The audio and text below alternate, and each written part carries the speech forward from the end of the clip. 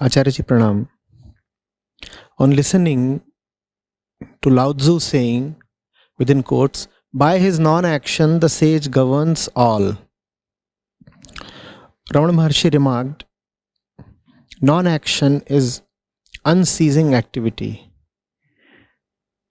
The sage is characterized by eternal and intense activity.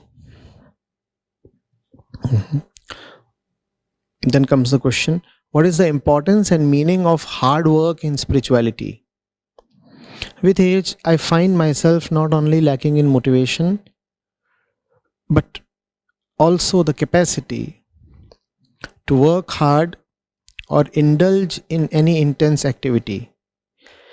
Can the capacity to work hard be developed in older age? Does it matter in spiritual process?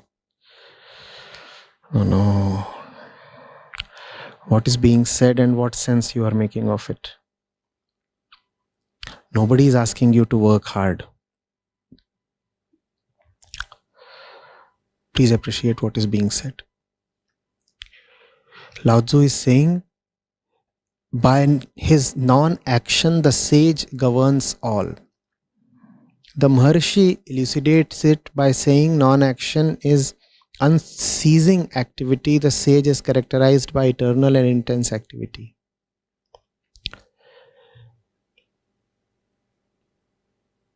We are talking here of the two dimensions and the healthy relationship between them.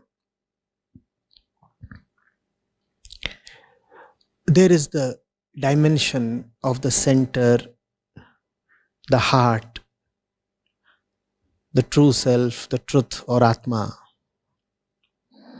There is no question of any activity because the center does not move. And that is the point of non-action. Nothing happens there.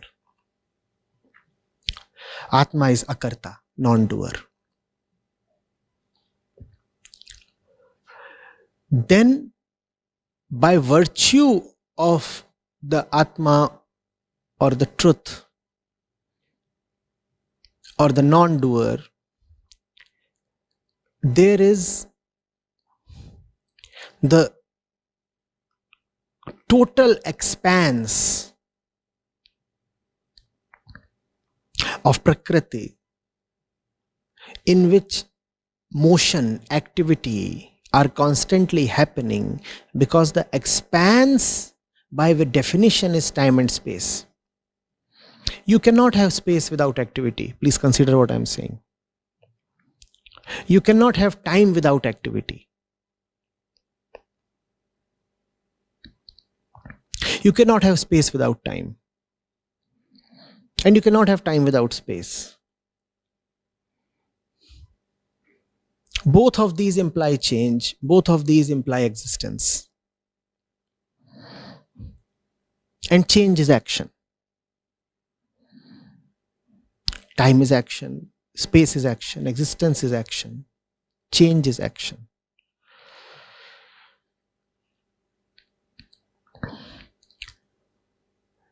In the sage, this expanse holds no pretense of being the doer.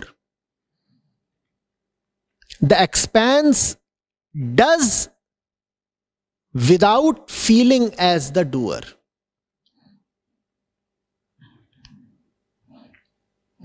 What is the name of this expanse? The sage himself. So a lot of activity happens without the presence of any false actor.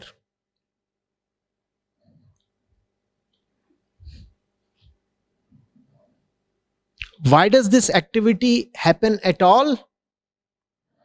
If you will ask a Vedanti like Raman Maharishi, he will say, because of the very presence of the non-doer. Because of the presence of the non-actor, a lot of beautiful action, harmonious action happens on the periphery. In the sage, does this action have an actor? No. Then how does the whole phenomena operate differently in the common man? In the common man as well, the center remains the same. The center obviously being non-moving, non-acting, is also unchangeable. So be it the sage or the common man, the center remains the same. How does the common man then differ from the sage? The common man differs from the sage not in terms of the absence of the real non-doing center, but in the terms of an artificial and fake presence of a non-existent doing center. The common man has something extra, something over and above what the sage has. The sage has one center that does nothing, but around that center, beautiful activity keeps happening on its own without anybody there to claim the credit for it. In the common man, the true center does exist, but it is accompanied by a plethora of false centers around it.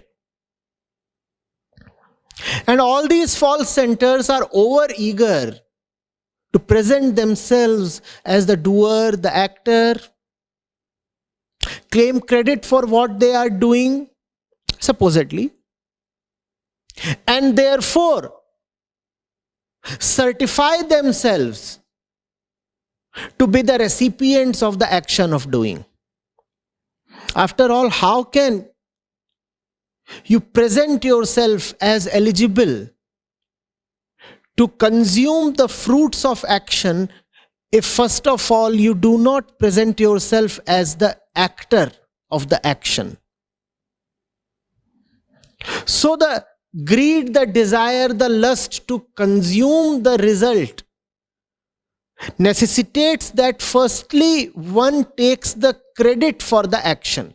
I did it, so now I am entitled to reap the rewards, you see. I did it, so I'll consume the rewards.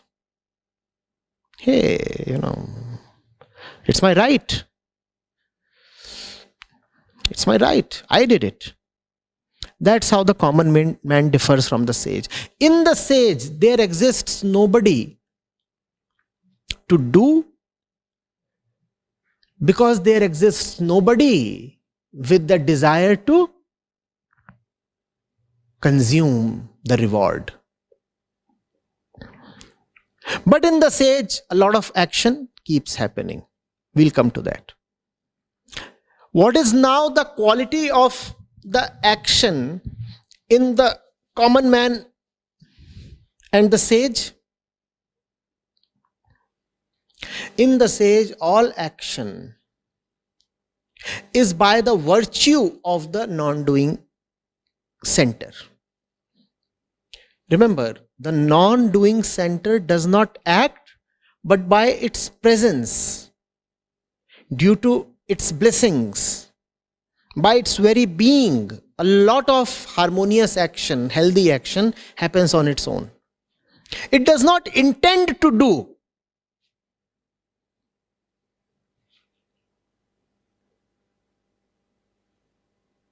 Action just happens. It has no plans because it has no expectation of any results. It does not want anything. There is no greed, no avarice. So it does not intend to do anything, yet a lot happens. That's how the sage lives. Wanting nothing actually, but doing a lot. If a person outside of the sage looks at the sage, he would say, my goodness, the fellow is such an intense actor. He keeps doing day in and day out. Sir, that's how it appears to you externally. Action is happening, but he's not doing it. And that's why the action is so intense and so beautiful, because he's not doing it. And that's why he's capable of such vigorous, almost superhumanly effort, because he's not doing it. That's why inconceivable and incredible deeds get done through him, because he's not doing them. That's the sage. A dynamite.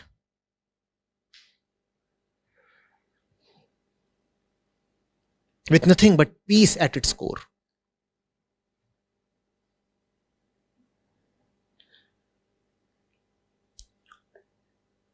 Getting it? Now come to the common man.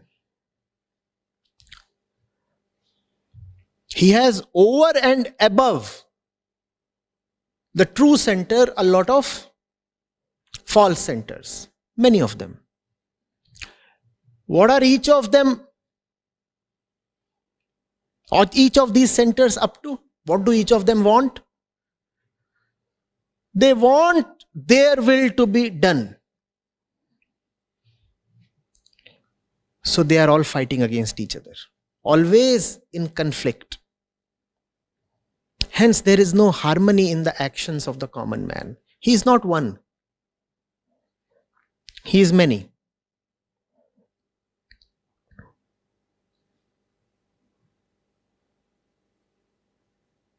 Think of a centipede. You know what a centipede is. What is centipede? That little thing with 100 small legs.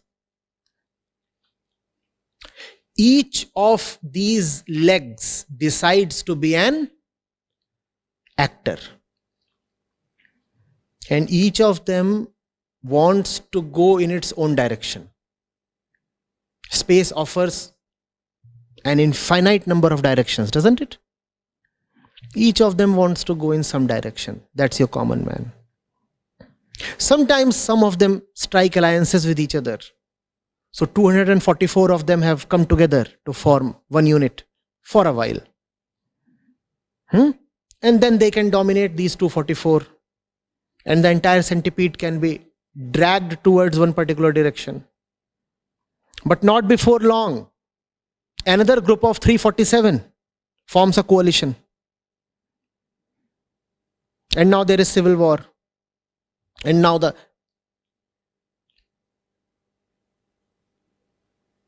entire being is dragged towards another direction. So there is no intensity, there is no harmony. There is no integrity.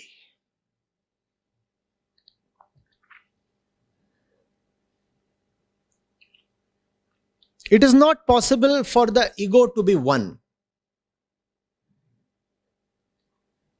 The moment the ego starts coming close to being just one, it actually starts coming close to being not even one. For the ego to exist, there have to be various centers. Lots of centers. Now you understand why many teachers talked of the need for the crystallization of the ego before the ego can vanish. The ego is an amorphous powder. Little bits, little specks, little particles spread all over the place. And each of them is an independent center. Each of them is claiming to be an independent actor. And each of these dogs has his day. Sometime or the other, each of these centers actually gets to be at the center. It rules, even if for a small while. Even if for a small while, each of these centers actually manages to be at the center.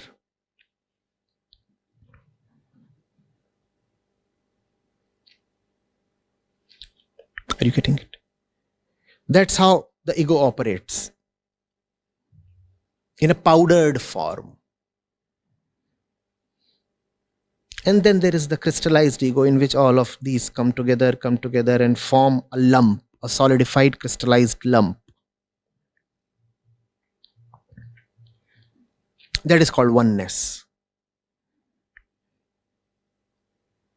That lump is very unstable. It cannot exist for long. Soon it will sublimate into nothingness. Nothing will remain.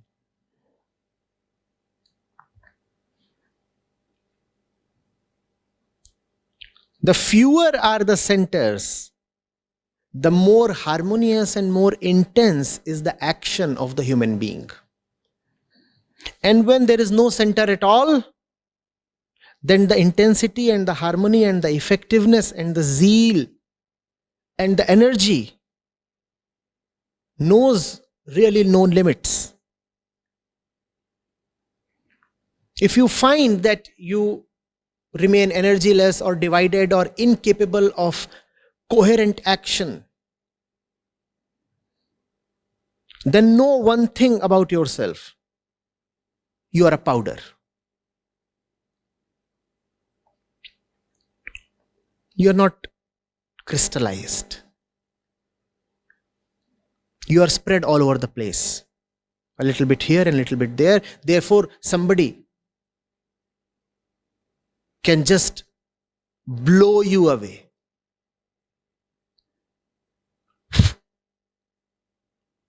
Anybody can do that.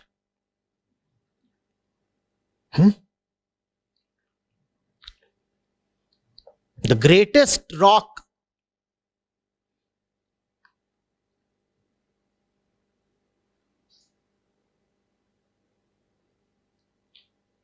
can be grinded down to a powdery form.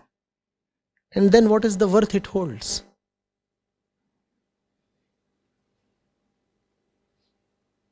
Even breeze can take it away.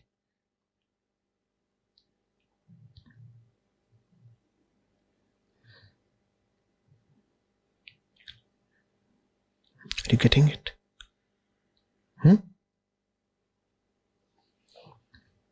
Now, something important.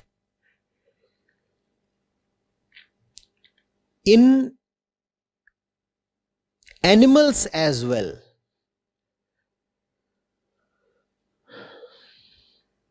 the powdered ego does not exist.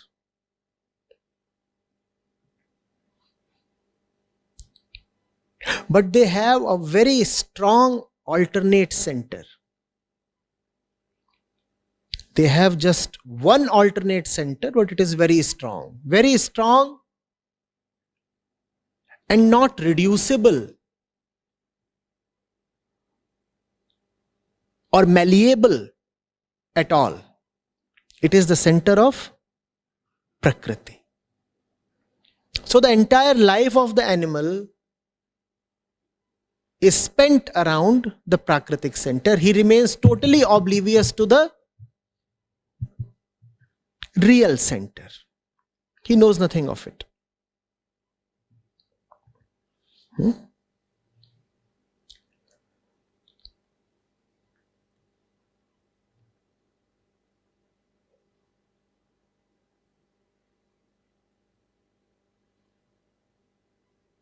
That is the sense in which man is different. That is the sense in which man is blessed and cursed.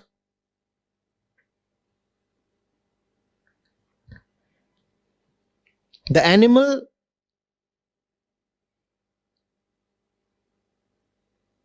is now shackled to the Prakritic center. No opportunity exists for it to be redeemed.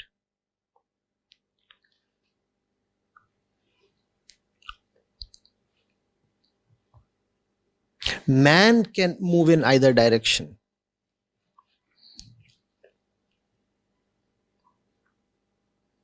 Compared to the animal that has only one false center, man can either have no false center or a billion false centers. The animal will necessarily have one false center.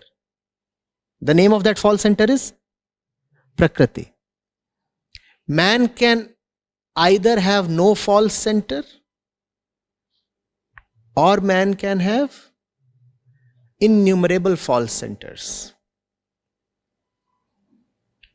Lao Tzu and Raman Maharishi here are talking about somebody who has no false center.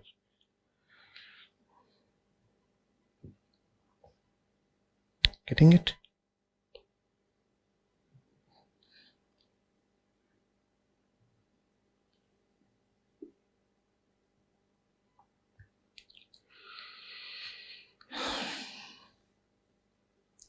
The question says, with age, I find myself not only lacking in motivation, but also the capacity to work hard or indulge in intense activity. Can the capacity to work hard be developed in older age? You don't have to develop the capacity to work hard. You have to allow right and appropriate work to happen. The sage does not work hard. He allows the right work to happen through him.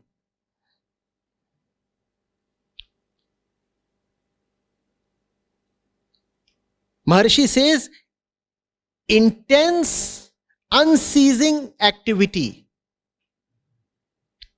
Kindly don't draw conclusions.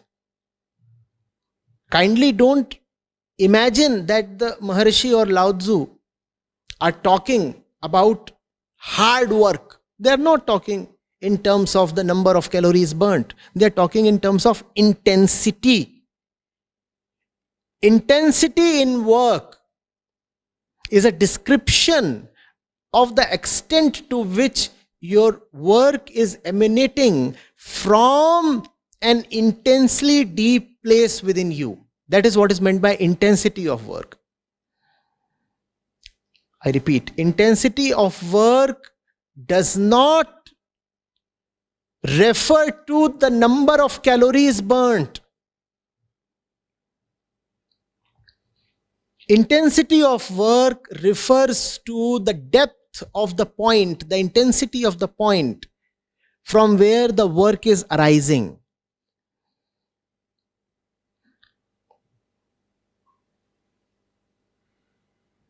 There might be a lot of intensity involved in just saying, yes, this is intense work. And there might be no intensity at all involved in a decade of soul-sapping hard work. There is no dearth of hard workers in the world. But do they have intensity? No. To be intense is to be working from the right center. It does not relate to anything else. It is quite possible that over an entire decade, all that you did was to say a no. That's the sum total of your entire work over a decade. What did you do all the decade? I said no. But then it could still be very, very intense and unceasing work. Therefore, it is not about your body or this or that. We are not talking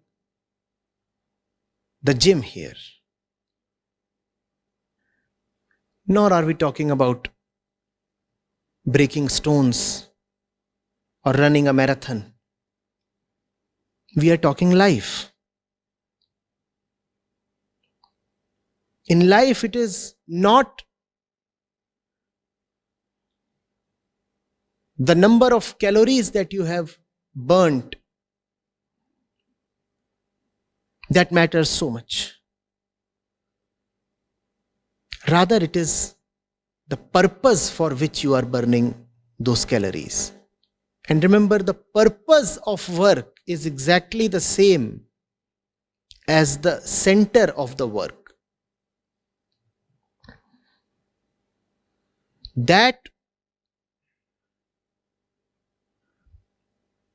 where you are coming from will be exactly the same to that you are going to.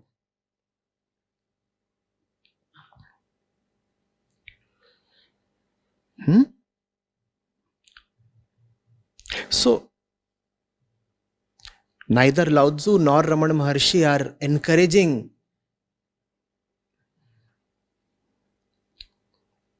the disciples to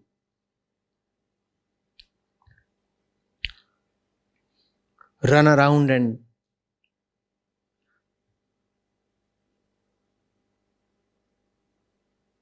show some hard work in the same sense as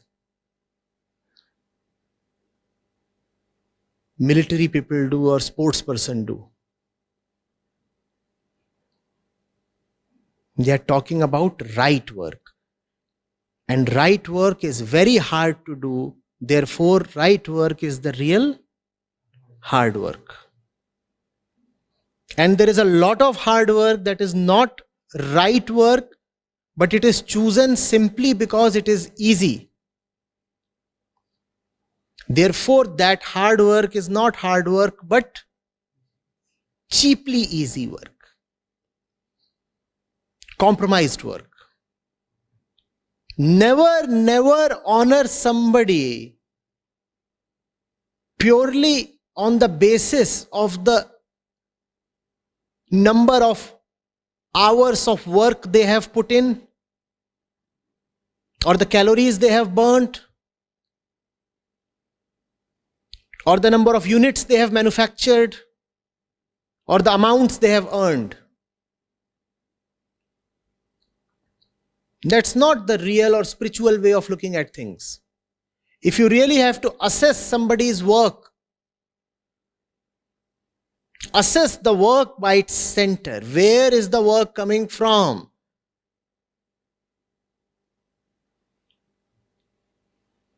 Which direction is it going towards?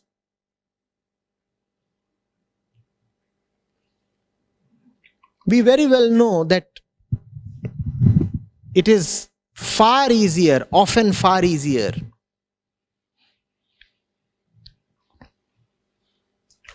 to spend a decade running around than to spend an hour standing still. Now you know what hard work really is.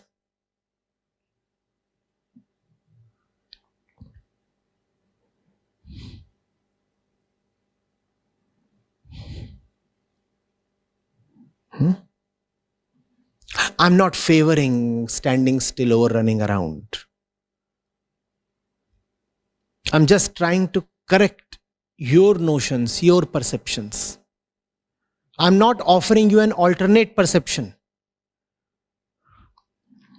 When I say that it is possible that you might have worked very diligently for 10 years and yet your hard work is not hard work but cheap work, by that I do not mean to encourage all the loafers and lazy people.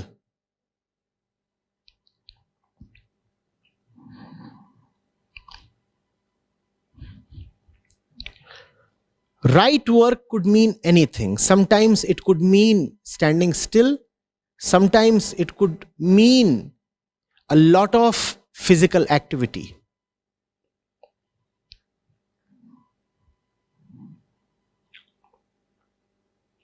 Standing still does not matter. Abundance of physical activity does not matter. The only thing that matters is where the whole thing, be it stillness or movement, coming from.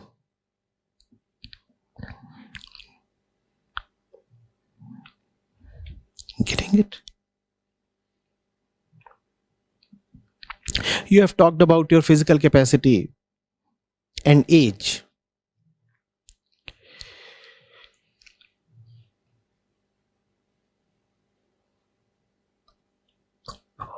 Look at a river or look at a tree. Both have life cycles.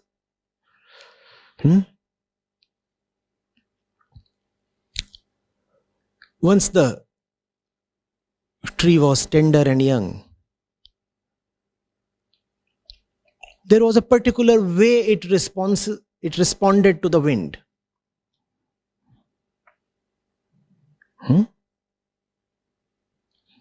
And now the tree is getting old.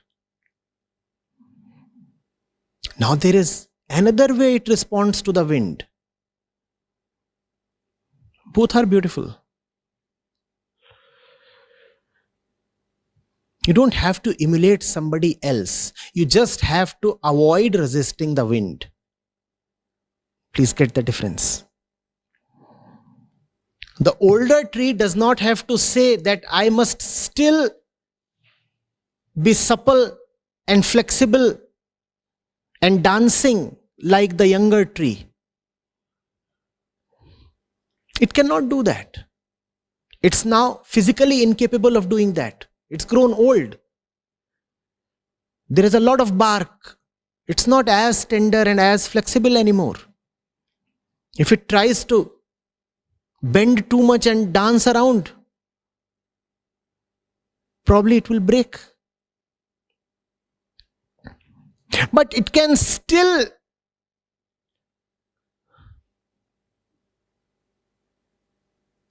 love the wind and offer no resistance to it. That's the sage. It offers no resistance to the wind. In case of the tree, the wind is outside. In case of the sage, the wind is inside.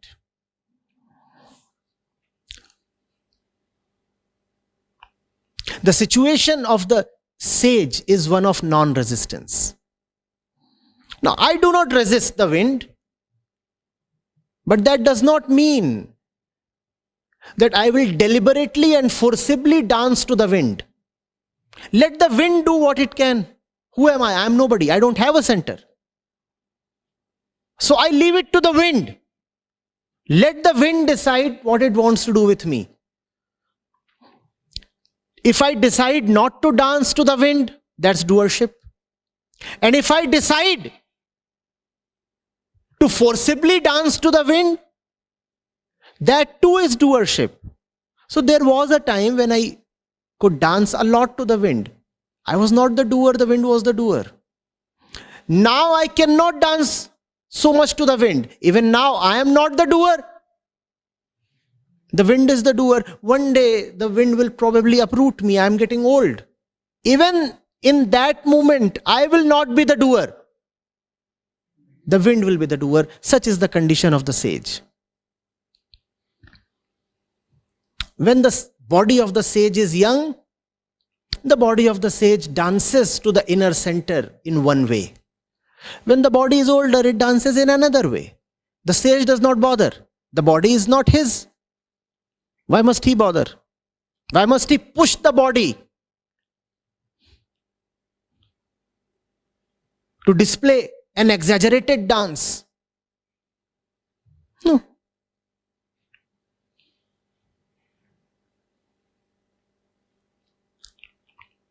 The inner center owns the body. Let the inner center manage its own domestic affairs. The body is the affair of the inner center.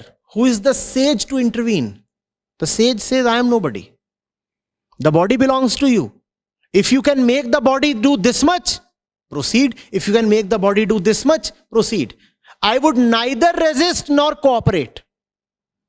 My task is to just not resist. My task is to be absent. Who am I to interfere?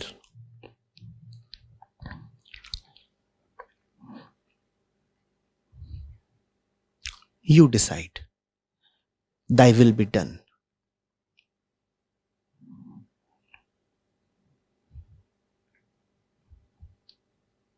You know my body, you know my legs, you know my age. I am your servant. I have no personal will. I do not exist. I am not the actor. I am merely a servant. I have surrendered to that extent. You are the master. You know everything about me. If you still order me to run along to the market, I will do that. I'll honor your wish. If that's what you want, because you know best. I don't know. Looking at my age, looking at my knees, looking at my lungs, if you still feel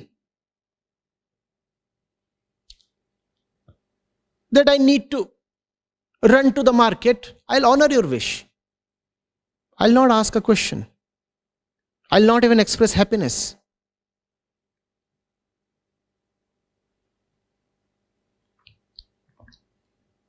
Are you getting it? That's the condition of the sage. He takes no personal responsibility for himself. He has given himself away to the real self. Thy will be done. You are the master.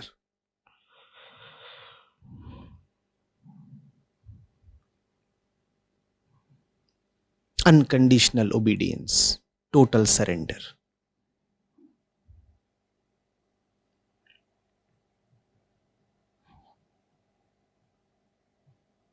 And therefore, intense action, not hard work necessarily. Intense action, not necessarily hard work.